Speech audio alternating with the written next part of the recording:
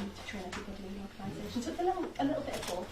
Yeah. Nicola, what training and what techniques and coping mechanisms do you find sort of help the team the most deal with some of the trickiest situations? I mean, honestly, I think it's this board kind of so that we have a huge focus on self-care, and I think often in some organisations, that word gets thrown around a lot, but we really, really do foster it here. I used to do Sophie's job, and before that I was a practitioner, and the focus has always been, you have to look after yourself to help other people. So we talk about self-care menus, so I know, for example, Sophie loves take away that work from you, but can cheer you up a little bit. You can spot her chocolate orange. Exactly. Give it away. So we can support each other and support ourselves. But we do these activities with children and young people as well.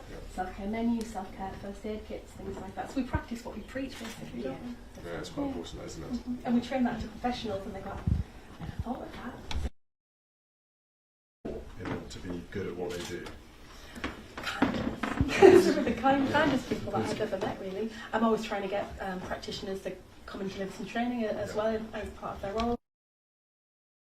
Families, they're then able to kind of transfer that skill and to speak to professionals about that as well. And what's your take on whether it does, having lived through a bereavement, does that make you a better practitioner? Does that inform it? Is it not necessary? I never asked this question to you guys, and it just came out a bit in the meeting. What's your take on that? I think it does inform it, but the work that we do is very person-centred, so it would never be, well, when I experienced it, this is what I did, because everybody's different. In particular, and it might be that we say, I'm going to struggle to deliver this training, or I'm really going to struggle to support this family because it's too close to home, and that's okay, and that's where the supportive team can do. Yeah. And Lynn, Alison and Nicola, your experiences of looking after families and things like that, what do you bring, that is particularly Nicola, Alison or Lynn, to the... Well, mine's a different role. I do I support, I'm the bereavement. Do all of the any admin tasks, and I just make sure all the offices are all running as smoothly as they can be. So yeah, that's sort of my day-to-day. I see every. I hope so. But Alison, Nicola, for you both, you're practitioners, I think. Yeah. What do you bring to the conversations that is uniquely to you two that you think is really important? You've got to be a good listener. So listening and reflecting back. Yeah. And to connect with them on their level, because like Nicola said, if you bring your things that make you, grieve and become emotional, it doesn't always connect with theirs. It's finding what their passion is and what's special to them. Yeah. So understanding people is quite crucial. Yeah, having a lot of empathy as well. Talk to you. Yeah. How do you start those initial conversations so that they trust you, that they feel safe to talk about it, that they feel it's okay to open up with it? Is it just time with them? Sometimes, but you also you make it about getting to know each other, so they know a little bit about you as well, rather than it just being, they've come here for bereavement support. It's getting to know you as a person, so they feel that they build that trust up with you as well. Which is crucial, because when you talk to a friend about stuff, you know the other person. Yeah. I've always said this is all about counselling. It's very important exactly that you feel there's a bond, there's a bit of kind of understanding with each other. It can't just be too clinical, which is a case of I'm a practitioner and you're a patient. Yeah, so that's interesting you share a bit as well. Yeah, and it's not pushing as well. If we are asking questions and they're not ready to share, it's saying that don't feel pressured in sharing, and we can go back to that at a later stage when you feel, and not at all if you don't want to answer it. There's no pressure. Yeah, none of the time. There's very good conversation experts navigating the conversation around. Because sometimes probably also going not the direct route can also do effective probably as well, isn't it? Yeah. Talking about other things that they want to talk about and get to know them that way. Absolutely. Yeah, you're masters of understanding situations, which and also probably how long you're. Sometimes young people will come from 2 or 3 sessions and they'll just talk about the music they like, or the football team they support, and slowly but surely over that time, so you don't have to build that rapport in 1 hour, do you? It takes time. Well done, you guys. It's a tricky job. Okay, you're very good at it. Thank you. Lovely to meet you. Go on this way. Yeah. Nice to see you guys. Thank you. Nice to see you. Tommy was talking a lot about your boxing tactics. Is he coaching you? Yeah. How long has that been going on for? A decade, 10 years. Has it really? Yeah. Fantastic. And you love it? Yeah. Is it your main main focus in sports? What level are you at to where you in your sort of journey? Currently I'm amateur, and then I'm at a college where I study boxing every day, and then I'm looking to go pro when I'm 18. Wow, you don't mind having your head bashed every day? It's good effort, Clayton. And Tommy, obviously, you've been on this journey a bit with Tommy. Has the child bereavement thing come with Tommy, or did you know about the charity beforehand? No, I found out just through once obviously Tommy's situation occurred. Tommy got involved, and then me being such a big part of the boxing club and it being so important for him, I joined in with him. Thought let's help. You've done so much for me, I might as well do that for you as well, and as it means so much. And then I can see that it means a lot to others as well. I think you understand also the importance. It's giving them real meaning to kind of keep going. Not to put that pressure on you, but just to reassure you that you're playing an important part.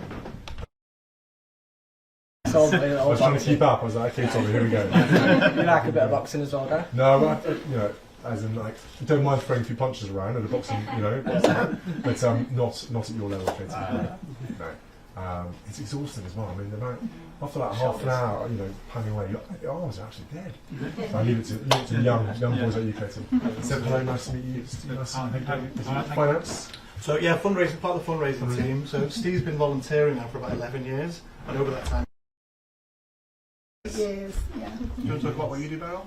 I'm in the family unit, and that's where the families come together with the little ones. I played the little ones because I'm a child. And it's a wonderful programme because the children do an activity and the adults do the same, and then they meet together, and when they go out they've got something to talk about. Instead of how do I bring this conversation up, but because we've done things together, then they've got something to talk about and something to keep. They always have something to keep, a memory of their feelings. Yeah, we should do. I can't believe we'll be 30 years old. It's 30, isn't it? Yeah. I'm 30 last year, and we're 10. We're 11 this year. We're 31 as a charity this year. 31 years old, and this service in the north is 11 this year. 11 years, yeah. It's flown by, really. And most people you speak to say we wish we existed when we were young. Particularly some of the older people, because there wasn't in Widnes in this area, in the northwest. This service didn't exist 12 years ago, and now it's the busiest, isn't it, in the northwest? It's the busiest service. It's just how the demand was out there. That's the thing. And it's going to get more and more. And I think it's the more we get you guys out and about, like your name, the more people are going to want to see you. So it's kind of, you know, it's catch-22 sometimes around how you manage it. So if he's worried about the waiting list, we like publicity, but not too much. That's the problem, is that you're just you're such an enormous part of communities now, families. You're a lifeline for many families in a very dark, lonely place. So it's great you guys give so much of your time up and you're here. That's a crucial thing. And if Tommy gets his way, you'll be raising money for years to come. The man is a he's a one machine fundraiser. He's convinced Clayton will be a world champion, well, isn't he? Yeah. Next time you meet you, it'll be for a knighthood. Well, this is it. Aim big. That's all right. But well done to all of you, and thank you for all you do in the charity. It's fantastic. It really is. Thank you. And onwards and upwards. Thank you very much. Thank you.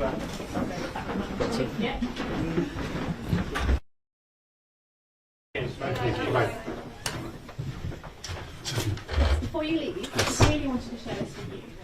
So this is our Before I Die walk. It's a global project that we found out about, and we're really keen to replicate it. So quite funny. Kill all fortnight bosses. Luke is definitely like, win the fortnight cash cup. Very important fortnight ones on there. Sure. Some really poignant ones, some really funny ones. Yeah. But as I said, it's just encouraging people to think about things they'd like to do before they die. We did take it out on tour. And actually, there's different responses to it. So some people were a bit sceptical of it or a bit unsure, but we were saying, it's not the things you'd really like to do. And so it just looked really important to show that. I want to see a parachute jump. And again, because it's in our waiting area, people can didn't get a photograph. Super. Of course you did a photo. Where would you like a photo? In front of the wall? Please could you I can say this? Absolutely.